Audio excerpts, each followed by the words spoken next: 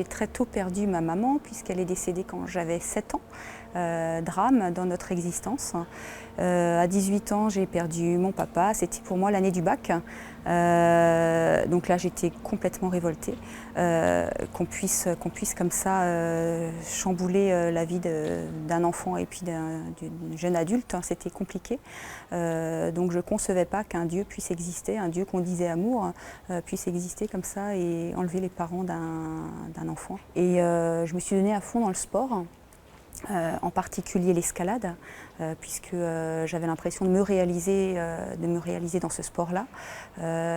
C'était un sport où il y avait quand même un petit peu de risque et puis surtout un challenge personnel, de réussir à monter la paroi, toujours une paroi plus difficile, toujours dans des conditions plus compliquées.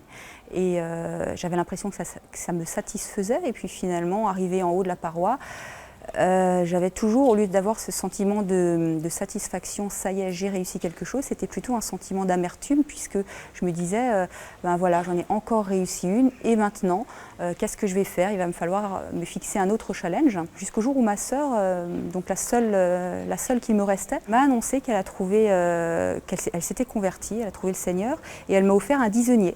Et j'ai mis ce disonnier, je me rappelle, je l'ai mis à la main gauche et puis je suis allée faire une Xème paroi, sauf que cette fois-ci je ne suis pas arrivée en haut, je suis tombée. Je suis tombée de ce rocher. Je pensais que j'allais mourir, que c'était fini. Et je suis arrivée en bas, j'ai bougé mes orteils et j'ai tout de suite rendu grâce à Dieu. Merci mon Dieu, merci mon Dieu. J'étais habitée par une joie. C'est complètement paradoxal. J'étais pleine de joie, j'étais heureuse.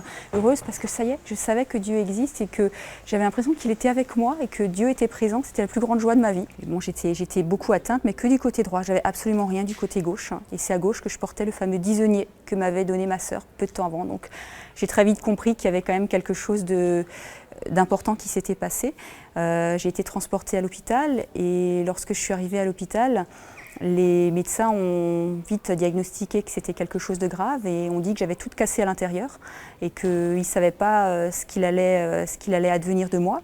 Et ça me faisait souffrir hein, parce que j'avais mal dans mon corps, mais ma plus grande souffrance, j'avais l'impression d'avoir fait ça dans ma vie, c'est-à-dire de passer une passoire dans tout ce que j'avais vécu et de rien réussir à retenir. On passe une passoire dans l'eau. Voilà, mes mains c'était ça, ma vie c'était ça, c'était l'eau. Et je me disais que si jamais je survivais, je voulais pouvoir prier avec les doigts fermés et je voulais pouvoir montrer quelque chose au Seigneur. Alors la seule prière que je connaissais, c'était le Notre Père. Donc j'ai prié le Notre Père avec une amie qui était avec moi quand je suis tombée. J'ai demandé à pouvoir me confesser. J'ai été habitée à la fois par la douleur, mais une joie. Je me dis, mais comment ça se fait que j'ai jamais eu cette joie alors que je ne pouvais plus rien faire, moi qui étais tellement active et qui pensais être libre de tout.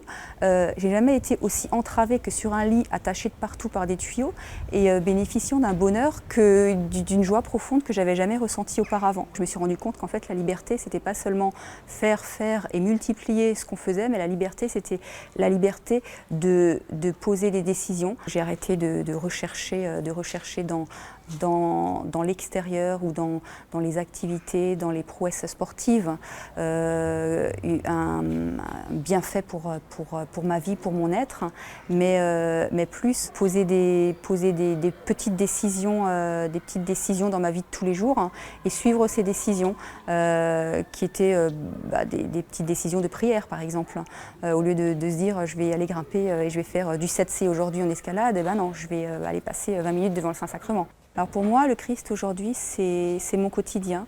Il m'accompagne dans tout ce que je vis, dans les épreuves comme dans la joie. C'est le chemin que j'ai décidé de suivre avec ma liberté.